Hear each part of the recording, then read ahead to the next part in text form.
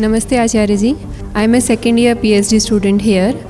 मैंने IITs में देखा है कि स्टूडेंट्स काउंसलिंग के लिए जाते हैं और IIT भी काफ़ी पैसे स्पेंड कर रहे हैं काउंसलिंग सर्विसेज के लिए, और स्टूडेंट को शॉर्ट टर्म में रिलीफ भी मिलता है, मेंटल स्ट्रेस कम होता है। But my question is, institute किस वे से लॉन्ग टर्म सॉल्यूशन की तरफ स्टूडेंट को मोटिवेट कर सकता है?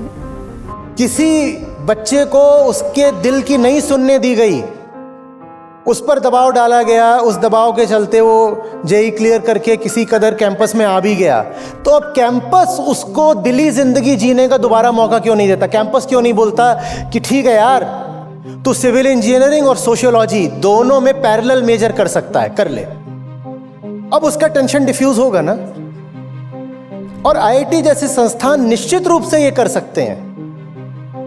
लगभग 180-190 क्रेडिट होते हैं जो आपको 4 साल में बीटेक प्रोग्राम में करने होते हैं। हम क्यों नहीं उसमें से 40-50 क्रेडिट आर्ट्स और ह्यूमैनिटीज को डिवोट कर सकते, और स्टूडेंट्स को चॉइस के द्वारा एम्पावर करो कि वो एक वाइड वैरायटी में से अपने लिए ऑप्शनल कोर्सेज चुन सकें। हिस्ट्री, फिलॉसफी, साइकोलॉजी, जो कुछ भी दुनिया में होता है। हम टेंशन की बात कर रहे हैं, टेंशन साइकोलॉजी के दायरे में आता है। हम कैंपस के भीतर साइकोलॉजी के कोर्सेज ही क्यों नहीं फ्लोट कर देते?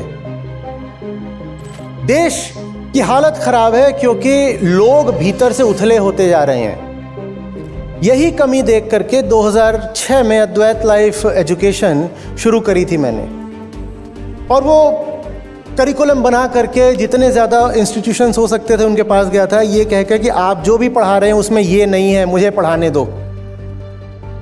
और जो मैं बात कह रहा था उससे कोई इंस्टीट्यूशन इनकार नहीं कर पाता था। हाँ, उनको समझ में आ जाता था कि ये चीज़ अगर हम नहीं पढ़ा रहे हैं तो कमी रह जा रही है, बड़ी कमी, अ बिग होल। लेकिन फिर कभी लॉजिस्टिक्स आड़े आ जाता था, कभी कंसेंसस आड़े आ जाता था। बाहर की व्यवस्था हम नहीं भी बदल सकते, तो भीतर तो हम उसको कह सकते हैं ना कि तू यहां आ गया है, जैसे भी आया है, नाउ रिलैक्स एंड ब्रीथ,